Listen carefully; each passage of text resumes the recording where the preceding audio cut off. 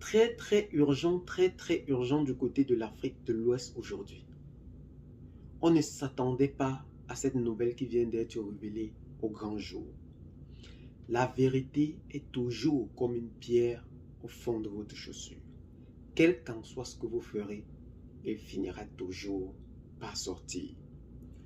Aujourd'hui, chers auditeurs, c'est une révélation très frustrante, encore une fois de plus, du coup d'État qui avait eu lieu du côté de l'Afrique de l'Ouest, plus précisément sur les terres nigériennes.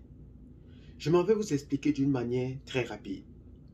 Le Niger, lorsqu'il y avait eu le coup d'État fait par le général Abdourahmane Tchani, ce dernier avait accusé ouvertement la France de mobiliser des soldats pour vouloir destituer le Niger, chose qui, la France avait catégoriquement refusé. La CEDEAO, donc, par la voix du président de la République de Côte d'Ivoire, Alassane Dramane Ouattara, avait annoncé faire une opération militaire pour restituer au pouvoir le président Mohamed Bazoum, démocratiquement élu. Mais pour ce fait, cette opération n'avait pas abouti. Mais pourquoi?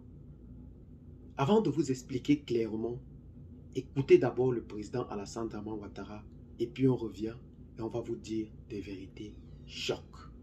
La CEDEAO, les chefs d'État ont décidé d'activer la force en attente et de déployer cette force pour rétablir l'ordre constitutionnel au Niger. Les chefs d'État ont marqué un accord donc pour le déploiement des troupes d'un certain nombre de pays, dont la Côte d'Ivoire.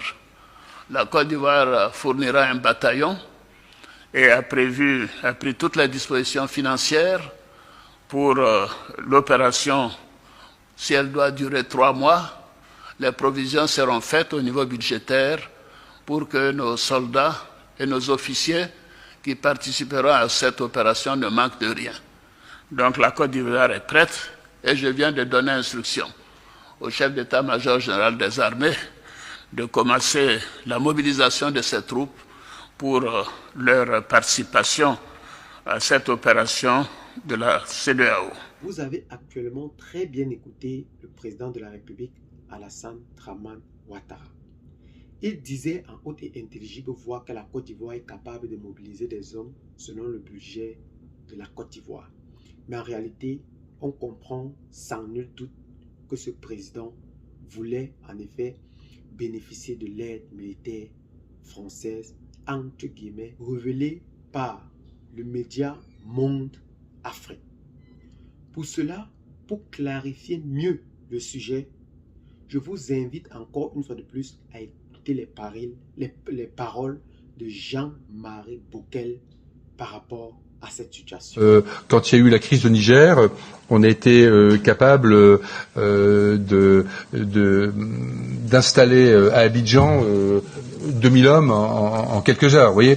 Donc je pense que un des, des aspects importants de la mission, c'est d'avoir réussi quand même vis-à-vis des partenaires à faire passer ce message, y compris d'ailleurs au niveau de l'institution militaire en France. Les critiques ont baissé, la compréhension est meilleure.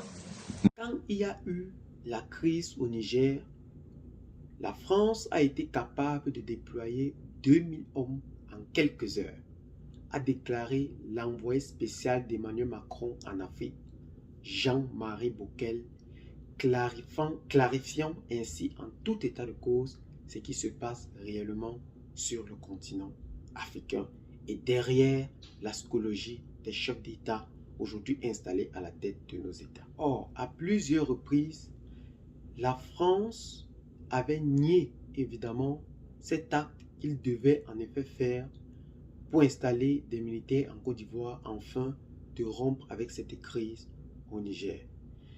Malgré cela, les autorités en place ne se sont pas encore prononcées par rapport à ces propos qui est passé inaperçu selon les révélations de Monde Afrique aujourd'hui. Cette nouvelle vient en effet bouleverser ainsi l'information ou les informations de la scologie donnée par nos chefs d'État installés à la tête de nos États aujourd'hui.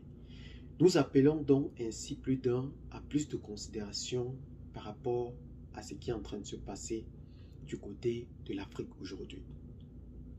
La crise qui sévit au Niger, malgré encore plusieurs notes que nous pouvons encore mettre au boisseau sur cette information qui aujourd'hui n'est pas toujours révélée vraie, parce que on peut toujours avoir des dictées qui peuvent bel et bien ressembler ou faire à cet effet Jean-Marie Bockel. Mais nous rappelons que Sylvain Ité, ambassadeur de France au Niger, avait été expulsé du territoire nigérien avec l'armée militaire, et sans nul doute ce qui a aussi conduit à la sortie immédiate du Niger de la CEDEAO. Et aussi, nous connaissons bel et bien que ces pays de l'AES, le Mali, le Burkina Faso, le Niger, ont toujours décrié, en effet, que ces pays de l'AES sont des pays manipulés de l'extérieur ou pas des pays occidentaux. Qu'est-ce que vous en pensez donc personnellement face à ces situations qui sévissent encore une fois de plus du côté de l'Afrique de l'Ouest? Laissez donc massivement vos commentaires, abonnez-vous à la chaîne si ce n'est pas encore fait, partagez la vidéo avec les amis si vous l'avez trouvée intéressante et à très bientôt pour de nouvelles vidéos. Ciao.